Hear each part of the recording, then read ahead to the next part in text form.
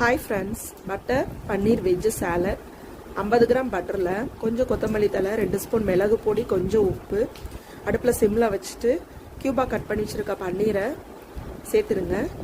கொஞ்சம் நல்லா வெந்த உடனே வேக வச்சுருக்க ஸ்வீட் கார்னையும் சேர்த்துருங்க. தனியாக வச்சுடுங்க. ஸ்டவ் ஆஃப் பண்ணிடுங்க.